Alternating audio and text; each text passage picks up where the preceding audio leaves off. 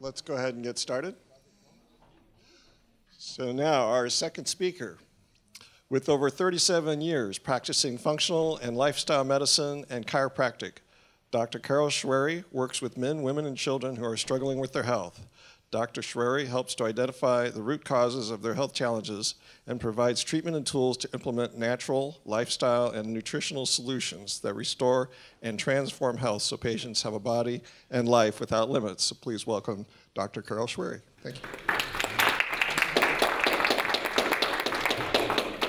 Thank you, everybody. I'm quite impressed with your group and that you have such staying power to keep here till potentially till 9:30 or 10 o'clock.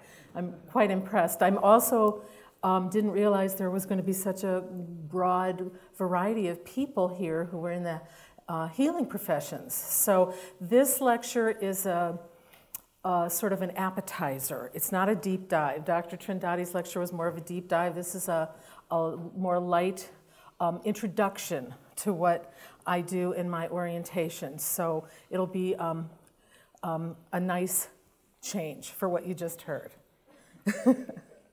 Okay, so who am I? I just told you I've been practicing 38 years, and I got into the doorway of natural medicine through the doorway of chiropractic because I was interested from the time I was 18 years old in natural health, and one of my mentors set a lot of us down and told us what we should do.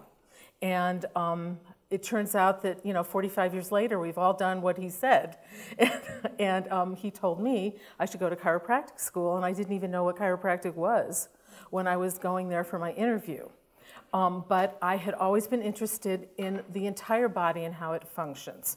So that was my portal, though. But I discovered early on that I didn't want to just do structure and nervous system. So I wanted to explain to you all the link between functional medicine, which is what Dr. Trindadi talked about, which is what I practice, and how it works in the structural world. Have any of you ever gone to a chiropractor or heard of applied kinesiology? Fantastic. Okay, because that's what we're going to talk about more than anything right now.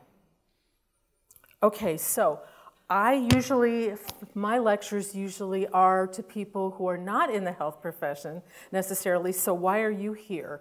It's possible that you're here for pure educational point of view, and or maybe you actually do have some health problems that you're dealing with. So both, you can get information on both this evening. So functional medicine, I assume now that I've been here with you guys that you all have a sort of a working knowledge of functional medicine. Is that true? Yes. Okay, so basically what we're trying to do is understand the root causes of why people get ill. And Dr. Trindadi had a wonderful presentation describing how we look at the whole life of a person from when they're in the womb on forward to try and understand what might be the ramifications, what might cause their problems. And so we do that, and we look at the external factors and the internal factors. And the most important thing we do is we want to look, oh, by the way, I'm sort of an animal person, so you're going to see a lot of slides with animals. Everybody is biologically unique. So there is no one answer, there's no one reason why people get ill, and that's the art and the science of trying to understand root cause medicine and how to treat somebody.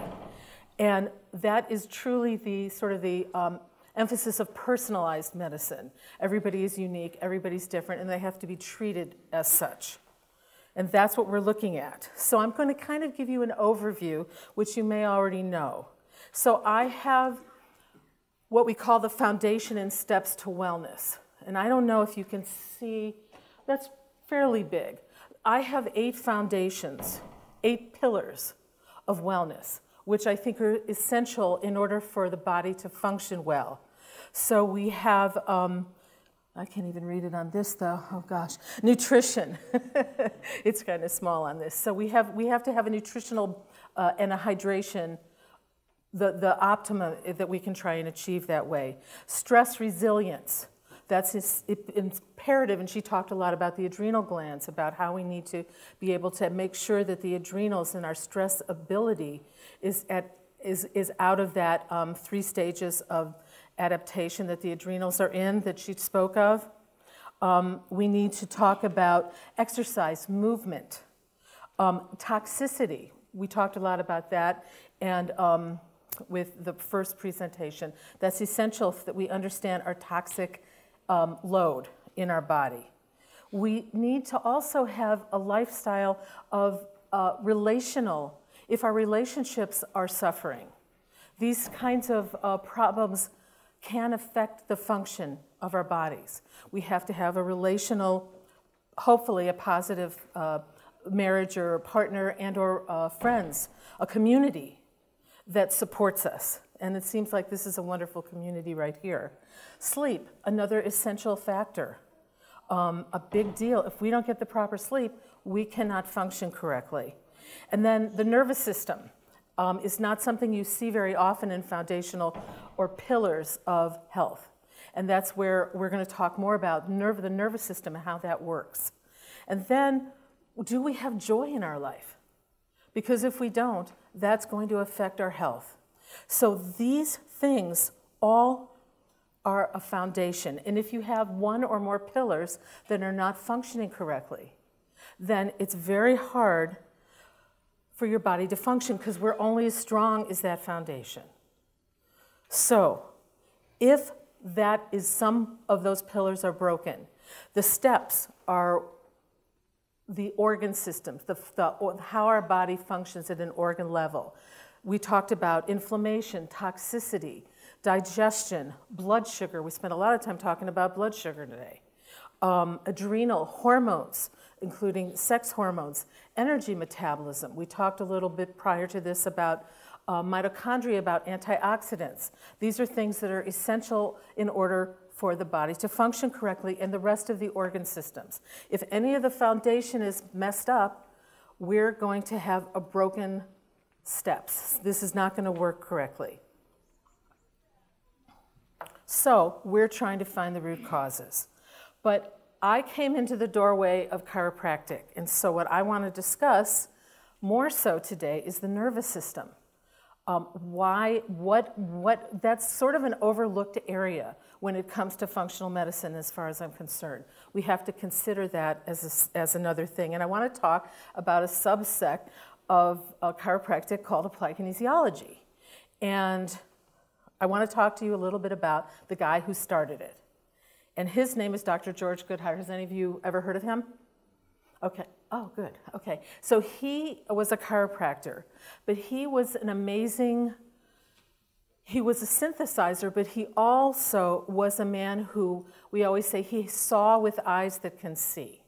So his first, he was able to bring together information from all over many, many fields and use the tool of the human body to assess through those other doorways what is occurring in the body. And so he was a genius. He saw things that other people didn't see and put them together. And so basically what applied kinesiology does is it brings lots of complementary therapies and complementary different areas of medicine and synthesizes it and uses a form of assistance called muscle testing in order to see it as what we call a primary feedback loop. We use muscle testing to give us, it's a doorway into the rest of the body. And we use it as a way to functionally understand it, to help, that's the key word, help with diagnosis, and figure out the kind of treatment that needs to occur. So that's our doorway in. And so it's really a fabulous blend of the biochemistry, and functional medicine spends a lot of time talking biochemistry. We had a fabulous biochemistry lecture today. And structure, which is the nervous system and the muscles, the nerves, etc.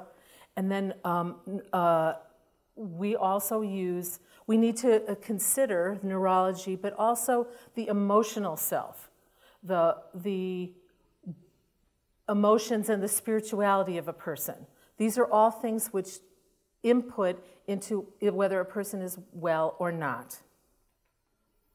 So, one of the things Dr. Goodhart always says, you fix what you find, and that's a wonderful little phrase, because it's not necessarily up to my intellect to decide what should happen when the body can be a way to assess what's first, second, third, and fourth, though I tend to do the similar kind of protocol in terms of biochemistry that Dr. Trindade laid out. But what we're doing is we use the term functional medicine, and in applied kinesiology, we use the term functional biomechanics.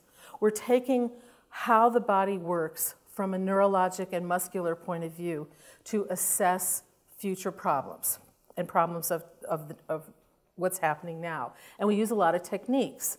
We use mobilization, and we're going to talk a little bit about non-force mobilization later. We use various myofascial therapies, cranial techniques. Do everybody know what the cranial techniques are? Yes, no? Okay, well, we understand that the cranium, even though obviously it's a solid structure, it's put together, there is cartilage in between the bones.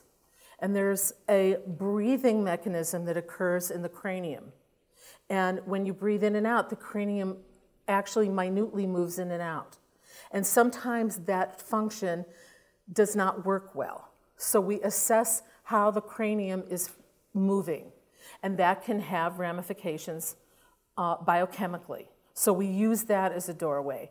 We use diet and lifestyle, which we've talked a lot about tonight, and reflex techniques.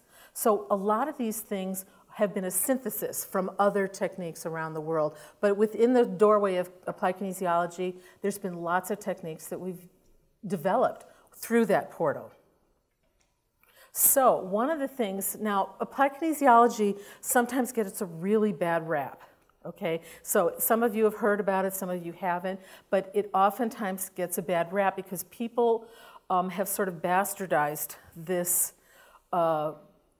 portion of healing to think that you just have to do muscle testing and that will figure out what a person's problems are. But that's not really the case. Dr. Goodhart never intended for that to be, and you must do testing along with muscle testing. It's never meant to be a solo act. So you have to do physical exams, an in-depth physical exam. You have to do your blood, your saliva, your genetics, all of these things to really validate what you may be seeing kinesiologically or through the doorway of the body. So this is not meant to replace, whether you say it's conventional or alternative, it's the same principle. You can't do this in a bubble. It was never meant to be that way. So one of the main things we talk about in applied kinesiology is the Triad of Health. Okay, and what I want to show you a little more clearly what that is. So we talked about structure. If somebody comes in and they've had a physical trauma, let's say, or maybe they slept wrong, but something has altered their structure. That's going to, in terms of functional biomechanics, we want to understand what the structure is doing. That's one side of an equilateral triangle.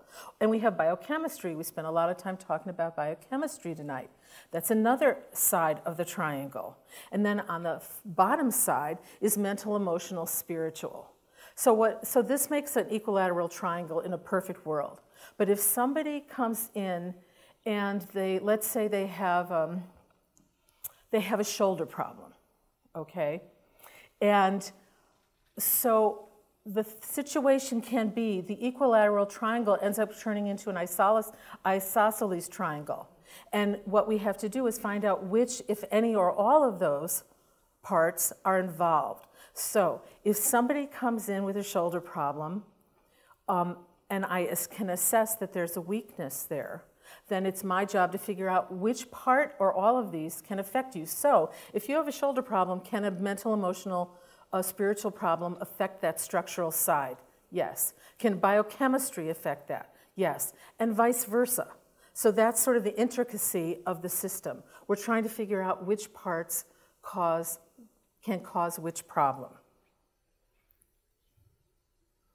So the balance, in trying to get the balance of this triad, of this triangle, will help us to identify the functional problems of somebody and help to identify the root causes, along with other more traditional methods of evaluation.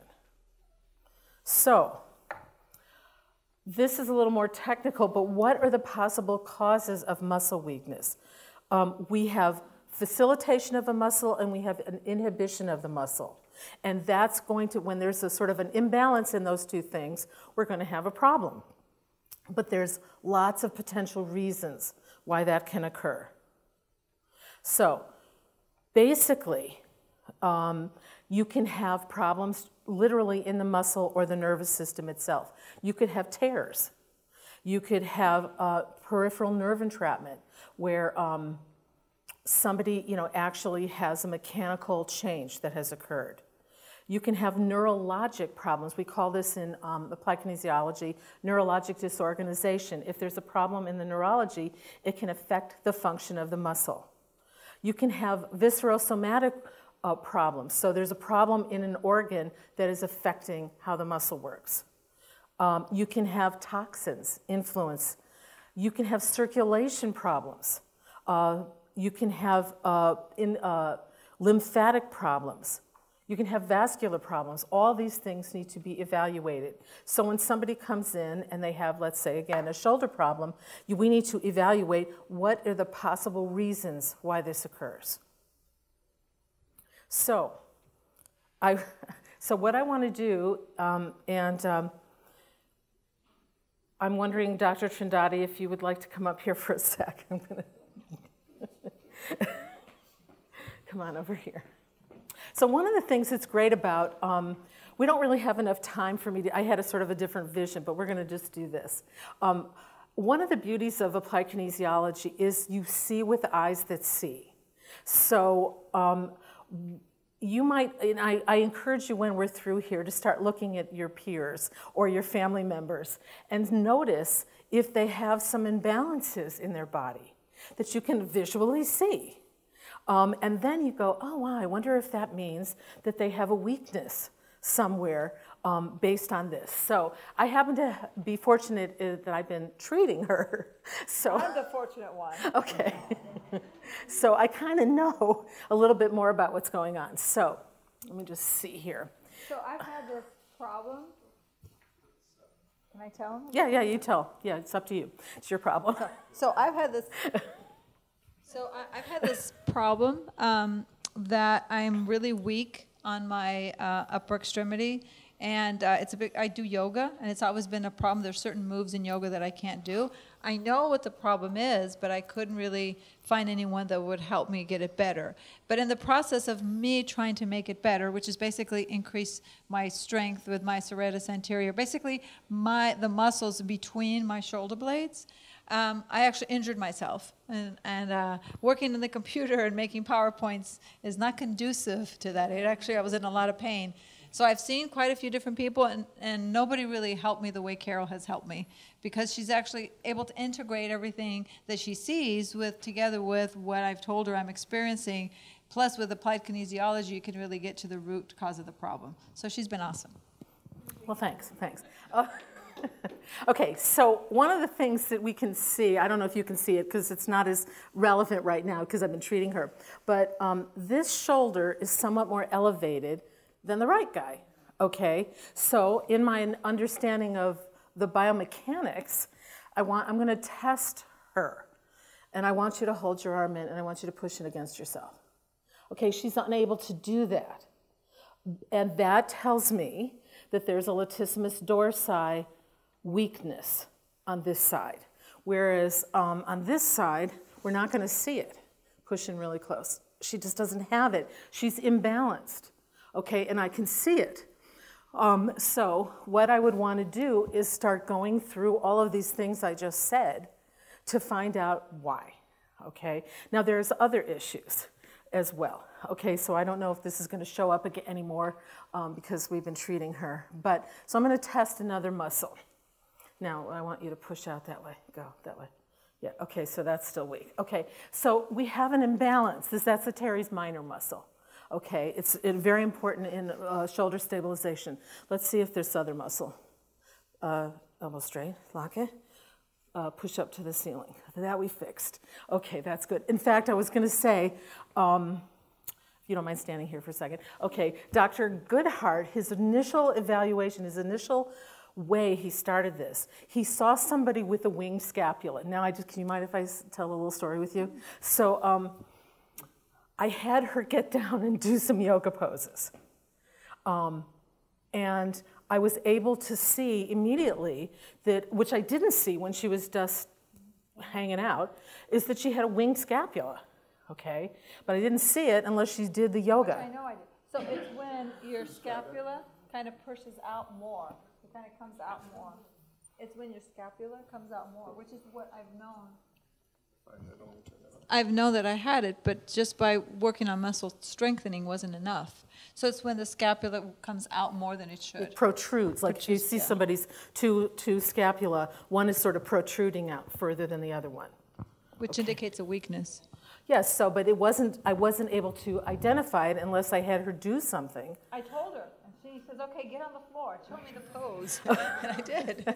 It's one thing to like know what it is, but to not be able to fix yourself, right? You have to find someone else who can do it for you. So with Dr. Goodhart, he discovered this winged scapula, and he started palpating the area and discovered there were these points in the muscle that if he goaded them, and that's a neurological issue, that the muscle gained strength. That was his initial entry into the world of applied kinesiology. Now with her, we were able to do some of the things I told you about to discover it, but do you mind if I reveal one more little ditty? Okay, all right. I know where you're going. You do? So we spent a lot of time tonight talking about insulin resistance. Now, one of the things that I said earlier was we have to look at many different aspects of why something would not be working right. So I would be asking lots of questions. And one of the questions I might ask is, do you have a blood sugar handling problem? Which is what insulin resistance is. So that would be an entry into, do I want to look further at that? And the answer is yes. Yeah. And then I did this other test, which is a Terry's Minor test. And I just said, is there a thyroid situation involved? And I said yes. Yeah. So it's an entry into the body. It's not the creme de la creme, but it's a way of evaluating. And that's not the only things that can be a problem, but I figured let's ask. Okay, so that's what we did. Thank you, thank you. Okay, so you can start looking at people, and it's kind of amazing because you'll go, oh wow, I love looking at people who are runners. Because, oh, that's another good thing. Okay, runners, I just want to die when I look at most runners. Okay, because their structure is so not conducive to running. And one of the things, and this is a good point, we talked about adrenal glands. You might start looking later at people whose legs, like whose knees go in and the bottom legs go out. Do you know what I mean? So their knees are sort of knock-kneed and then the bottom of their legs go out. That is often a weakness of a muscle called the sartorius muscle. So I would check that. And then, but because we're not supposed to assume that that means, and therefore, you have an adrenal problem, I would want to do something, whether it be testing, laboratory testing. There's also testing that somebody can do in the office. There's a test called Ragland's test, and it's a test of blood pressure. So I would have somebody lie down and test their blood pressure, and then I have them stand up.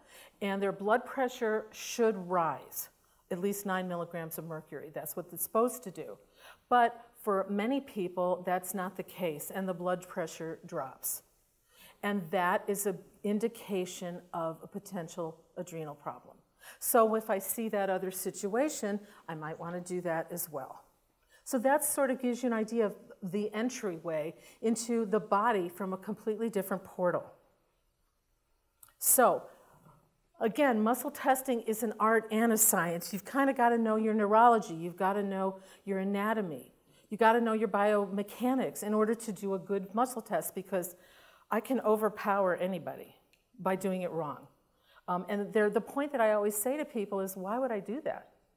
What is the value of getting the wrong bit of information? There isn't any value in that. If the goal is to heal somebody, there's no point in doing a poor test. So it is a science and an art. And there are many reasons or ways that you need to understand. I don't know if you noticed, like when I was testing her, I had to support another part of her arm in order to this to work correctly. If I don't do that, it would be weak. I could just, pull it. It has to be supported correctly. You have to know the balance between muscles that are antagonists or agonists, so that you can get that to work correctly. Okay, there's a lot of different pieces. If somebody's got severe, if they're severely osteoporotic, this may not be the right thing. You have to see who's in front of you to determine, is this going to be the right thing? Timing. Yes. Oh. Okay.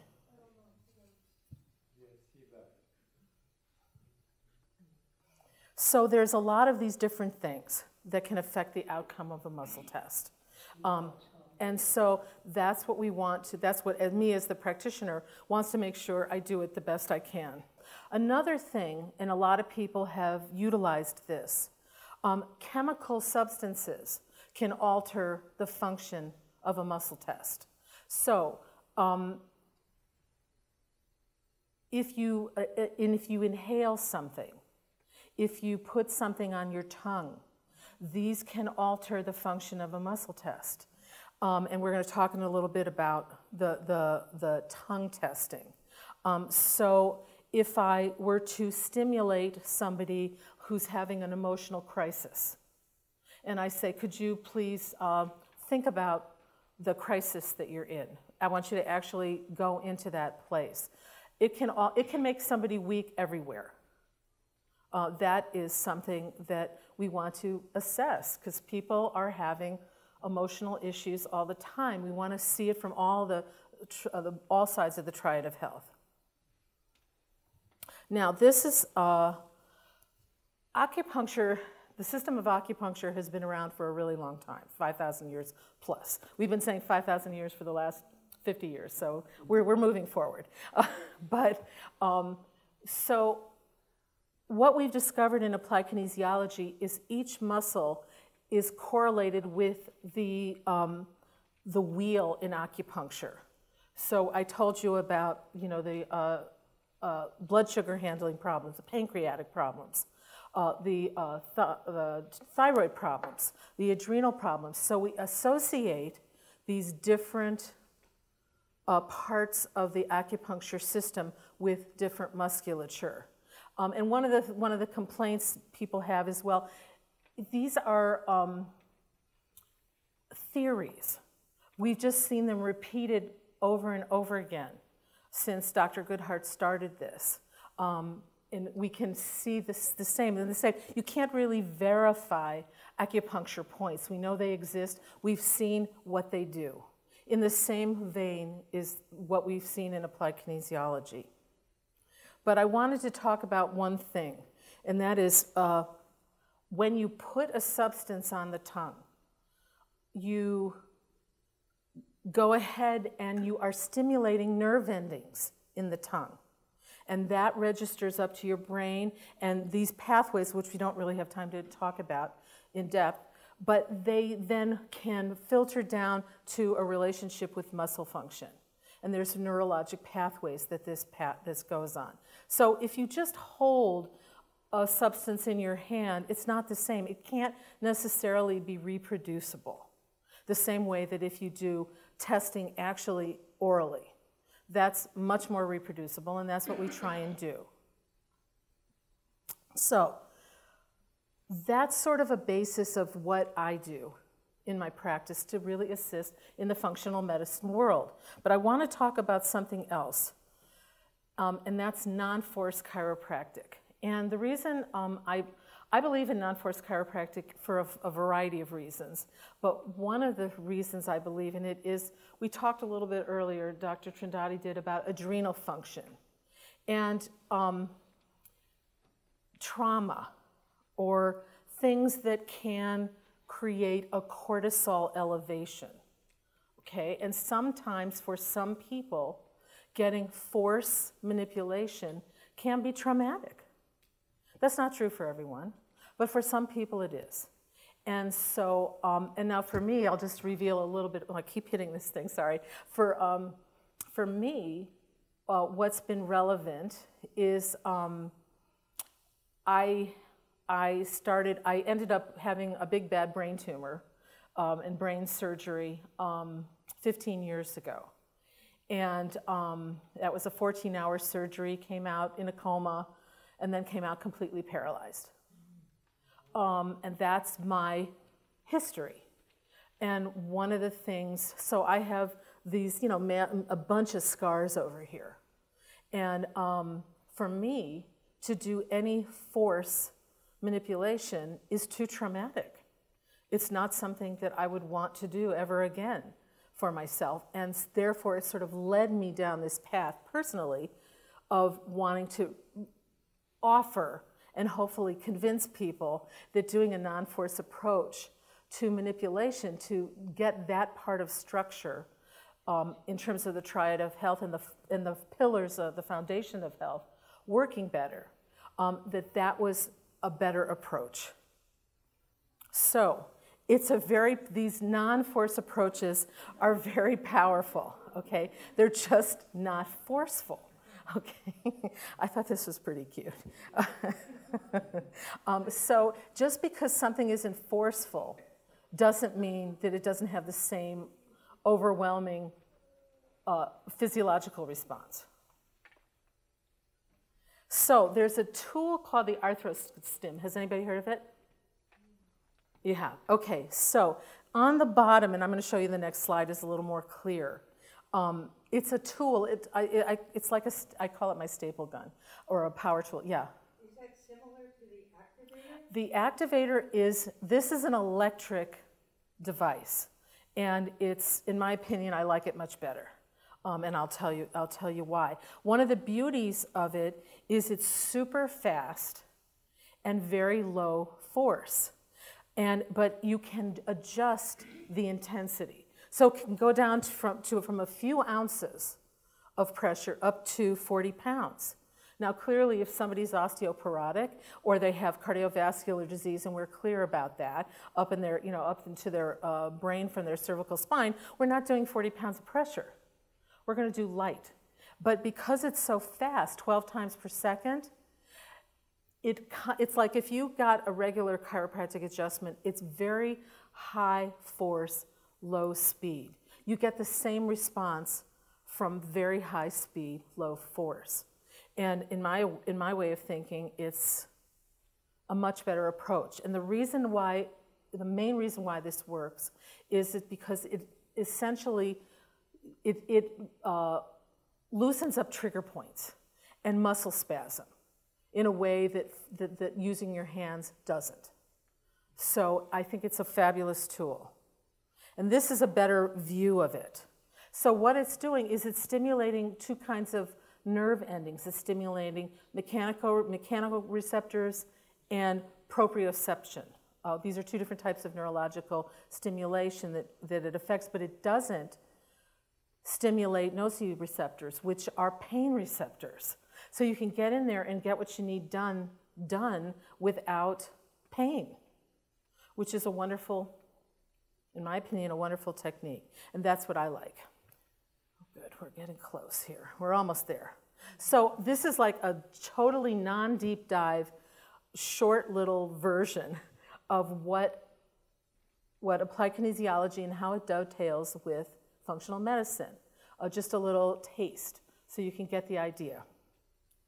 So if our goal, and so many of your goals, as I've heard tonight, is finding the root causes of a problem, we also are looking for finding the treatments. And one of the advantages of what we do is there's many ways of treating somebody. And with applied kinesiology, we can get more information about that.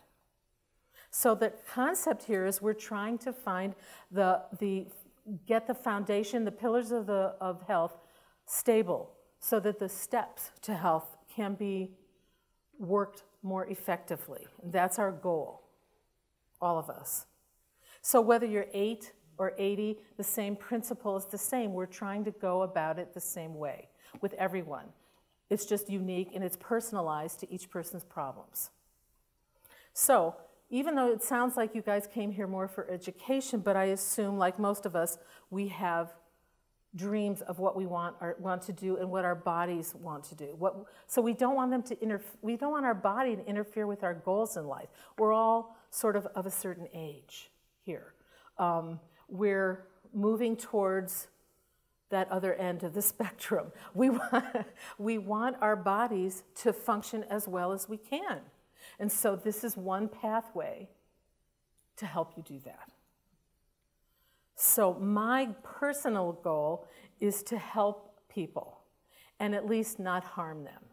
And that's probably all of our goals in life, in personal, in community, in relationships, in everything. We want to help ourselves, help each other, help the world. And that's my own personal goal. So this is a short little dive into what I do, and I hope you enjoyed that. All right, question? Well, okay. How do we get a hold of you? I have a card. I have cards. Okay, great. Heather, up here.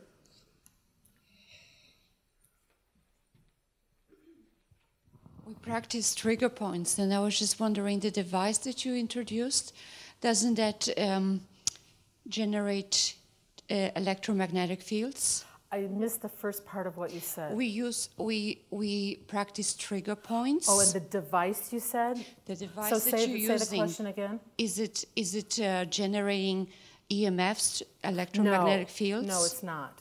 Okay, thank you.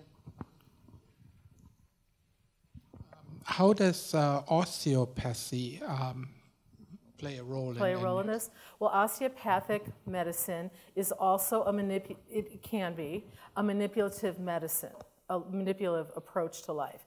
It's a different style, but their focus is manipulation. I mean, there are some osteopaths who have the similar view as I have. But from an osteopathic manipulation point of view, theirs is a very slow approach to that manipulation. So it's a different principle, but it's working on neurology. I mean, that's what we're doing. And then, in terms of osteopathy, like I see an osteopath for homeopathy. That's what I go to the osteopath for. But so there's plenty of osteopaths who have a larger vision. They absolutely do. But from a manipulation point of view, they're doing a different type with neurology in mind. Okay, any other questions? All right, great. Thank you, Sure. Carol. Thank you. Dr. Shwery.